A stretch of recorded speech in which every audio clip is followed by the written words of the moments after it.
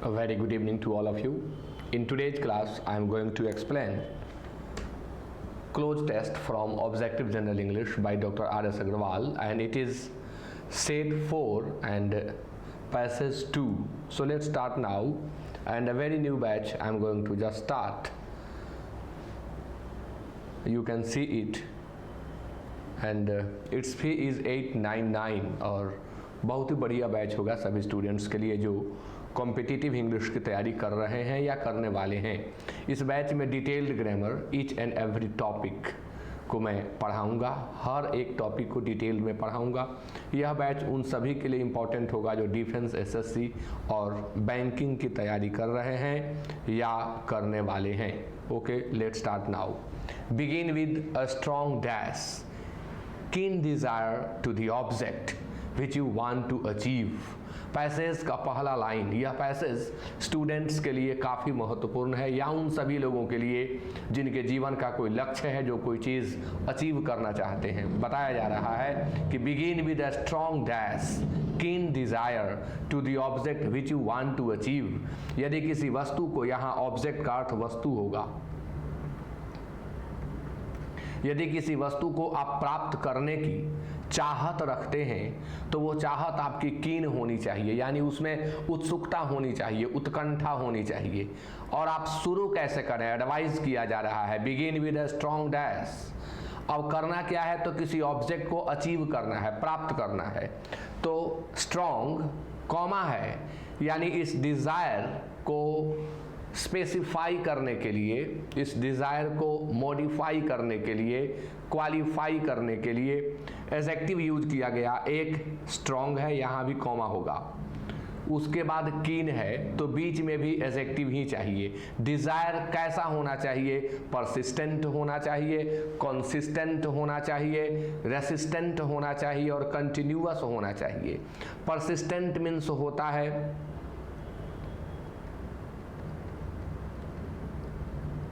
continuing in spite of odds,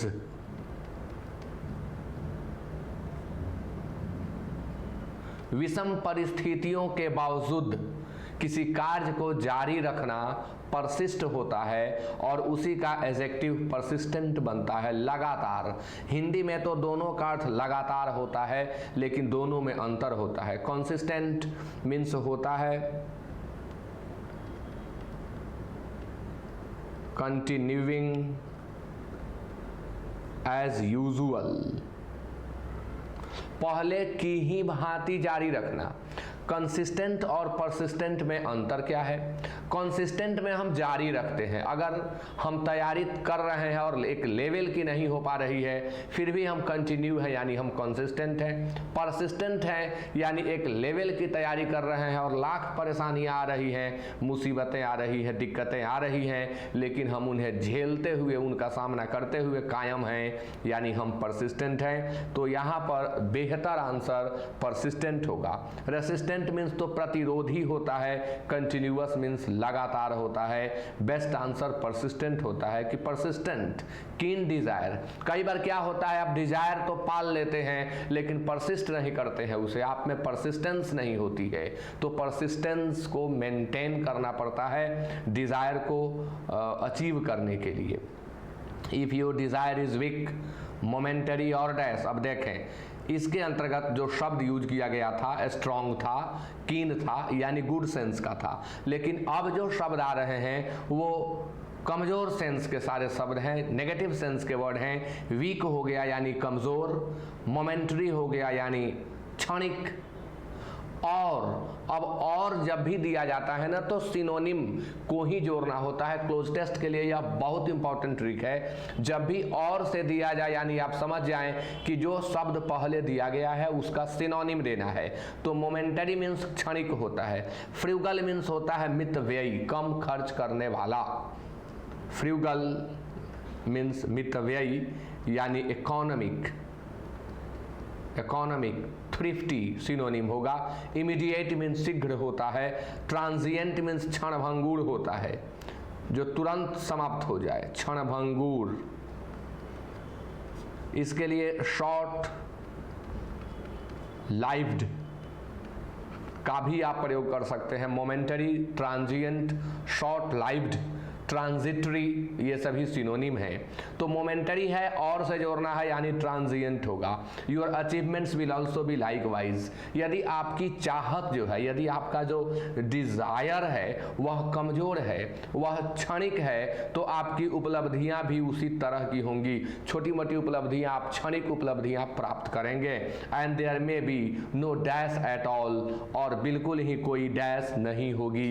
यानी बात किसकी कर रहे हैं? उपलब्धियों की। छोटी मोटी चीजें प्राप्त हो जाएंगी लेकिन कोई स्थायी उपलब्धि आपको प्राप्त नहीं होगी। बातें किसकी हो रही थी? अचीवमेंट्स की, इसलिए आंसर अचीवमेंट होगा। रिक्वायरमेंट मीन्स आवश्यकता, कंसेक्वेंस मीन्स परिणाम, रेपरकशन मीन्स भी परिणाम होता है। तो यहाँ आंसर अचीवमेंट्स होगा, क्योंकि हम इसी संदर्भ में, इसी कॉन्टेक्स्ट में चर्चा कर रहे हैं।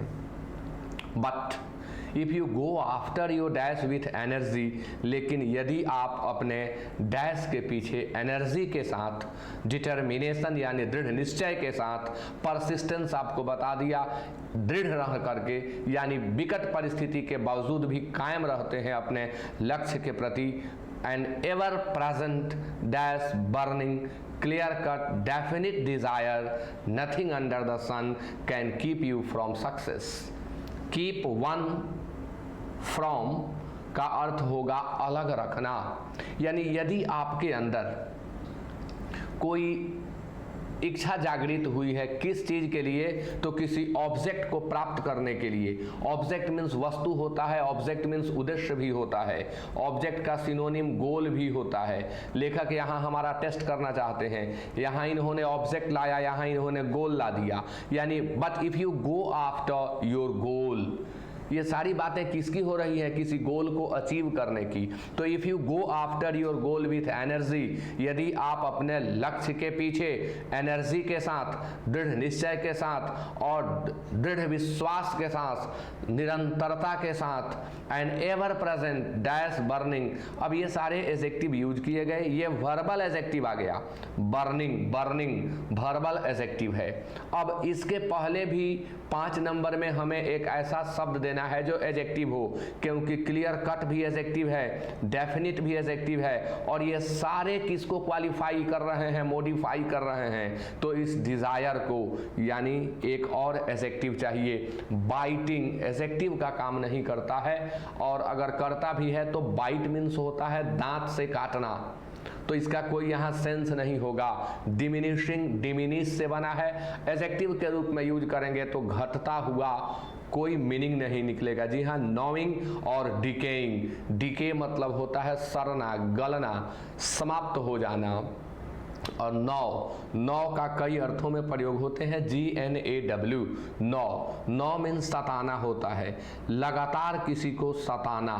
नौ मीन्स कुतरना होता है, नौ मीन्स कुतरना, जैसे महीन चीज से काट देना किसी चीज को, और चूहे दांत से कुतर देते हैं, वहां भी नौ का प्रयोग होता है। और इसी नौ मीन्स होता है विचार मंथन करना, और यहाँ यही मीनिंग काम कर रहा है।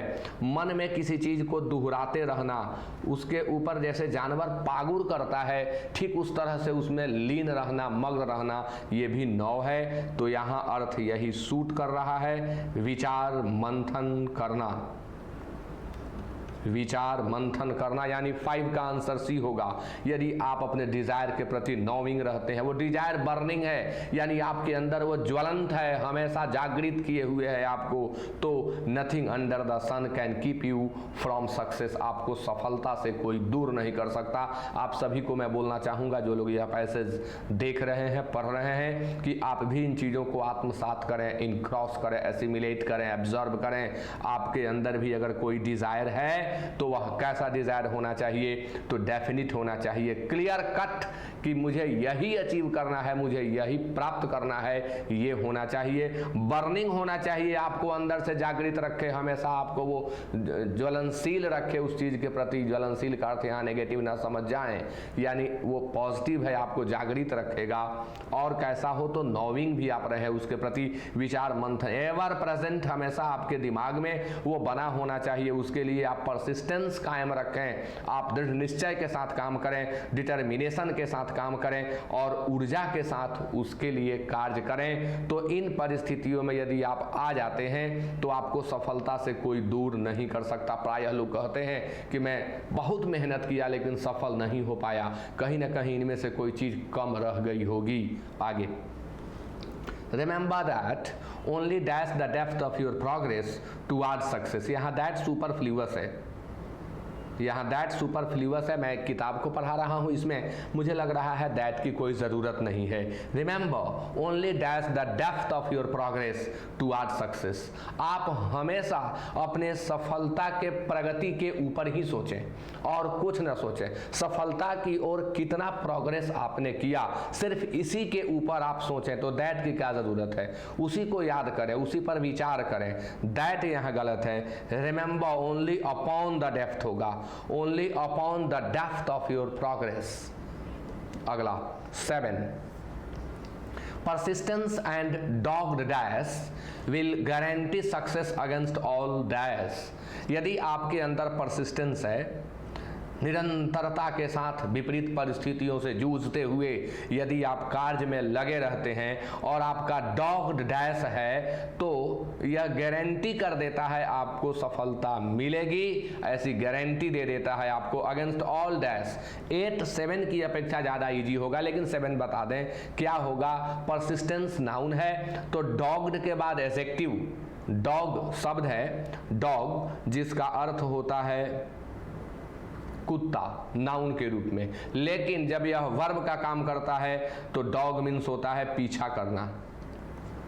डॉग मीन्स पीछा करना, तो डॉग डिटर्मिनेशन होता है, यानी आंसर ए होगा, यानी दृढ़ निश्चय, यानी आप अपने डिटर्मिनेशन के प्रति डॉग्ड हैं, यानी लगातार बने हुए हैं उसके पीछे। तो डॉग्ड डिटर्मिनेशन आपको गारंटी कर देगा कि सभी विकट परिस्थितियों के बावजूद आपको सफलता मिलेगी, यानी 8 स्पष्ट है। अगेंस्ट ऑल ऑड्स इडियोमेटिक है। मैं पहले के वीडियो में बोल चुका हूं कि इडियम से 1-2 प्रश्न 10 में से रहते ही हैं। अगेंस्ट ऑल ऑड्स यानी विषम परिस्थितियों के विरुद्ध, तो यहाँ पर ऑड्स ही होगा। ऐसे तो ऑब्स्टेकल्स मीन्स भी बाधाएं होता है, रुकावट, बाधाएं, ऑब्स्टेकल्स।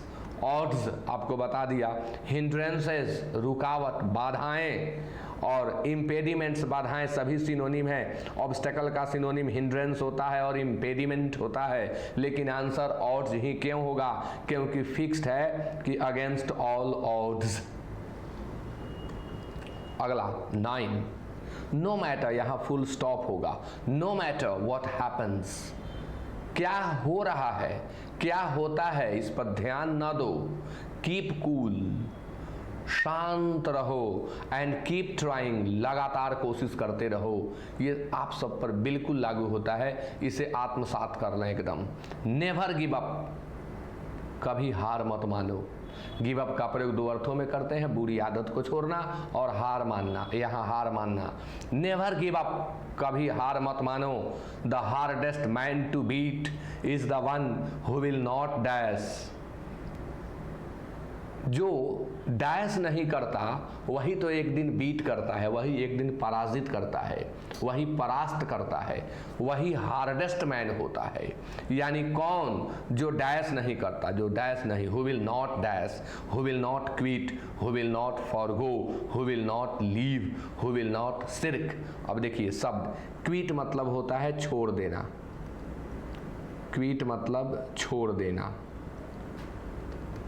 फॉरगो मतलब छोड़ देना, लीव मतलब छोड़ देना, शिर्क काम से जी चुराना, काम में जी न लगाना, काम में जी न लगाना यानी मन न लगाना, जी का अर्थ मन होता है।